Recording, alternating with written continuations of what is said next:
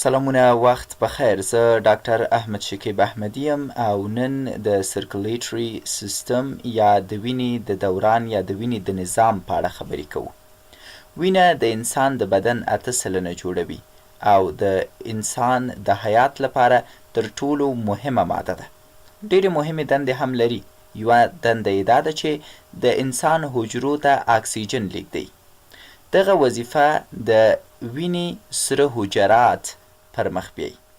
بله وظیفه یې همدا ده چې د حجرو نه کاربن ډای اکساید بهر ته استوي، چې دا دنده هم په وینه کې د وینې سره کرویات پر مخ بیایي. درېیمه وظیفه یې د میکروبونو وژنه ده چې دغه کار بیا د وینې سپین حجرات کوي. راګرځو سرکولیشن سیستم ته یا د وینې دوران ته. دلته 3 لغته په یاد وساتئ.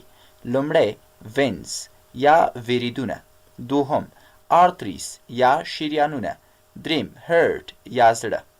وینز د انسان د وجود د حجرو نه چټله وینه را اخلي، زړه ته یې ور انتقالوي. دغه په سور رنګ چې کوم رګونه یا وریدونه ښودل شوي، همدې ته وینز یا ورید وایو. دی نو د انسان د وجود نه چټله وینه راخلي، زړه ته یې وسپاري. آرتریز بیا د زړه نه پاکه وینه راخلي، بیرته یې د انسان وجود یا د وجود مختلفو حجرو ته ورسپاري او د زړه وظیفه دا ده چې چټله وینه په پاکې وینې بدله کړي. دلته یې په سور رنګ وینز ښودلی دی یا یې وریدونه ښودلي دي، په آبي رنګ آرتریز یې ښودلي دي یا هم شریانونه.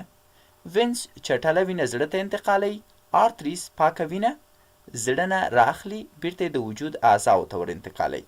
په ټوله کې وینز، آرتریز، هرت یعنی وریدونه، شریانونه او زړه د انسان سرکولیټري سیستم یا د وینې په نظام کې مهم رول لري او دغه ټول نظام همدغه وینز، آرتریز او هرت کنټرولوي.